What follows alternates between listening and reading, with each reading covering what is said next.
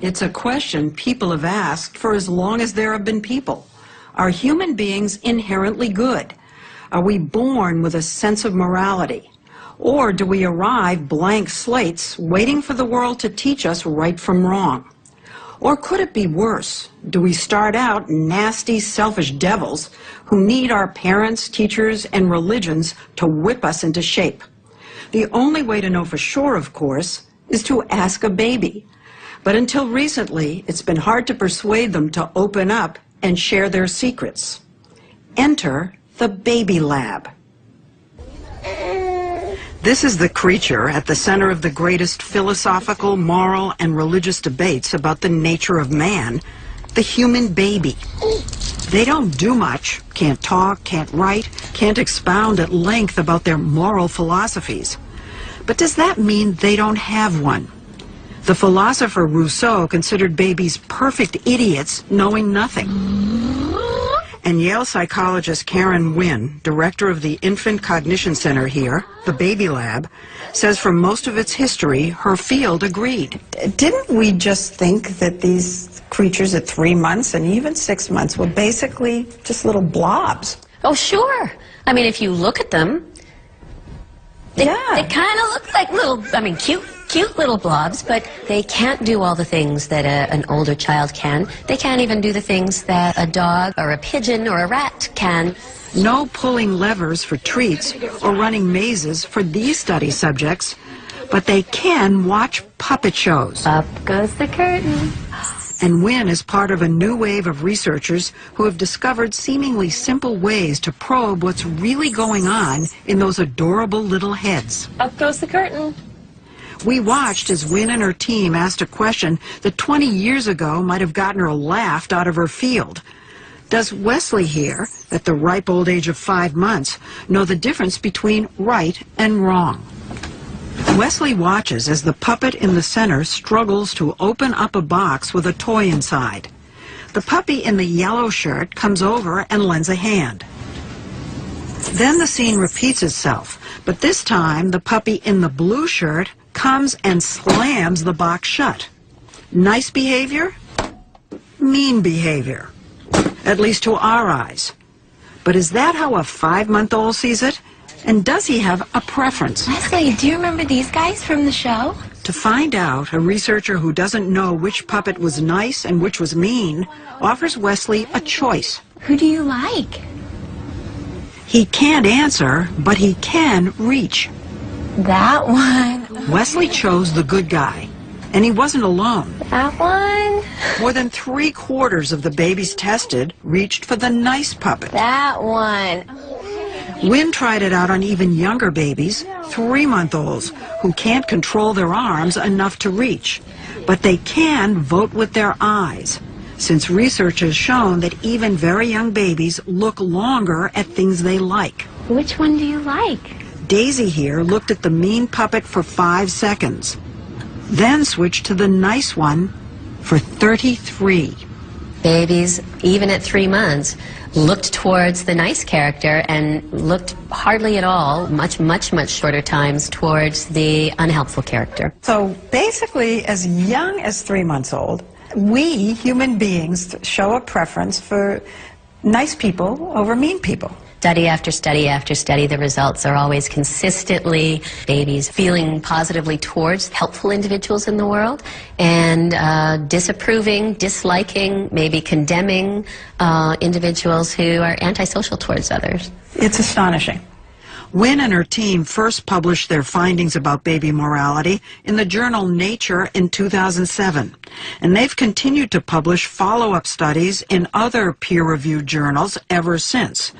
For instance, on this experiment, they showed babies like James here a puppet behaving badly. Instead of rolling the ball back to the puppet in the middle, this green-shirted bunny keeps the other puppet's ball and runs away. Then James is shown a second show. This time, the bunny, who we just saw steal the ball, tries to open up the box to get the toy.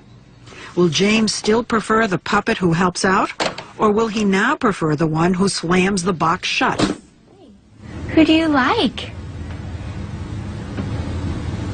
He chose the one who slammed it shut, as did 81% of babies tested. The study's conclusion, babies seem to view the ball thief as deserving punishment. So do you think that babies, therefore, are born with an innate sense of justice? At a very elemental level, I think so. We think we see here the foundations for morality. Some way to do the punishment. Paul Bloom is also a professor of psychology at Yale with his own lab. He's collaborated with WAYNN on many of her baby studies, and he also happens to be her husband. I feel we're making discoveries. I feel like we're discovering that what seems to be one way really isn't. What seems to be an ignorant and unknowing baby is actually a creature with this alarming sophistication, subtle knowledge. And he says discovering this in babies who can't walk, talk, or even crawl yet suggests it has to come built in. So remember B.F. Skinner, who said that we had to teach our children everything through conditioning. So does this just wipe him off the map? What we're finding in the baby lab is that there's more to it than that there's a universal moral core that all humans share. The seeds of our understanding of justice, our understanding of right and wrong, are part of our biological nature. Wait a minute. If babies are born with a basic sense of right and wrong, a universal moral core, where does all the evil in the world come from? Is that all learned? Well, maybe not. Take a look at this new series of discoveries in the Yale Baby Lab. Would you like a snack? In offering babies the seemingly small, innocuous choice, graham crackers or Cheerios, WAYNN is probing something big, the origins of bias, the tendency to prefer others who are similar to ourselves. Adults will like others who share even really absolutely trivial similarities with them. So will Nate, who chose Cheerios over graham crackers, Hi. prefer this orange cat, who also likes Cheerios, over this gray cat who likes graham crackers instead? Which one do you like? Apparently so.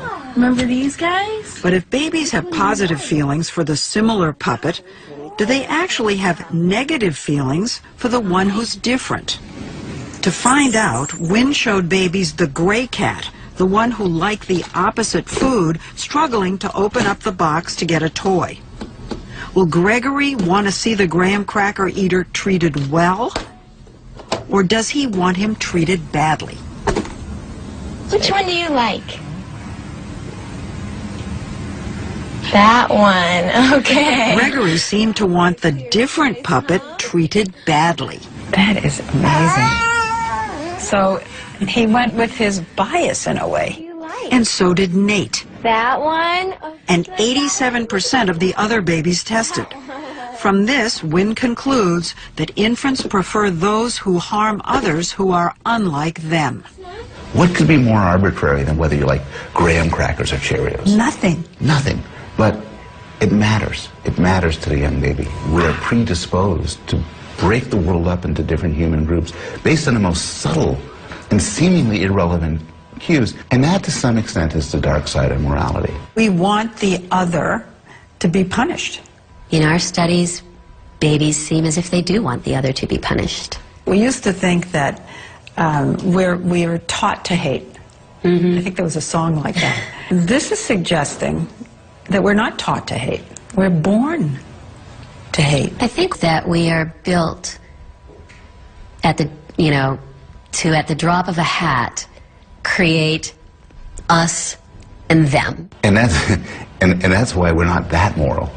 We have an initial moral sense that is in some ways very impressive, and in some ways really depressing. That we see some of the worst biases in adults reflected in the minds and in the behaviors of young babies. But Bloom says understanding our earliest instincts can help. If you want to eradicate racism, for instance, you really are going to want to know to what extent are babies little bigots?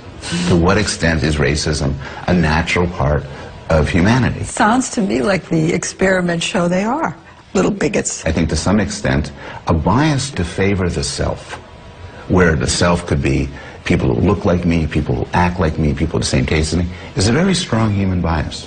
It is what one would expect from a creature like us who evolved through natural selection, but it has terrible consequences. He says it makes sense that evolution would predispose us to be wary of the other for survival. And so we need society and parental nurturing to intervene. He showed us one last series of experiments being done in his lab, not with babies, but with older children of different ages. Blue. The kids get to decide how many tokens they'll get versus how many will go to another child they're told will come in later. I love coin.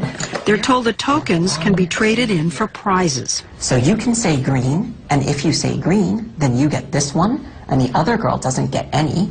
Or you can say blue, and if you say blue, then you get these two, and the other girl gets these two. So, green. Green.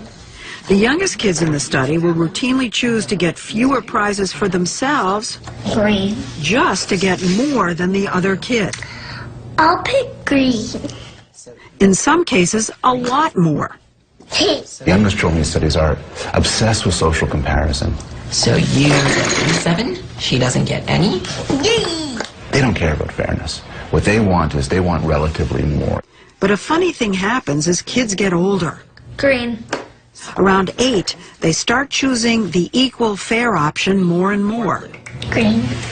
And by 9 or 10, we saw kids doing something really crazy, Green.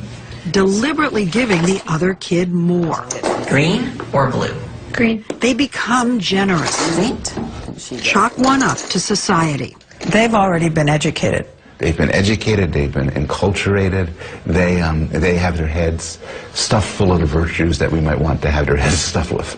Culture and education. So we can learn to temper some of those nasty tendencies we're wired for, the selfishness, the bias. But he says the instinct is still there. When we have these findings with the kids who choose this and not this, Who do you like? the kids in the baby studies who favor the one who's similar to them, the same taste and everything, none of this goes away. I think as adults, we could always see these and kind of nod. Yeah, Not it's still in us. We're still in fighting us. it. And the truth is, when we're under pressure, when life is difficult, we regress to our younger selves, and all of this elaborate stuff we have on top disappears. But of course, adversity can bring out the best in us too. Heroism, selfless sacrifice for strangers, all of which may have its roots right here. Great kindness, great altruism, a magnificent sense of impartial justice have their seeds in the baby's mind. Both aspects of us, the good and the bad, are the product, I think, of biological evolution.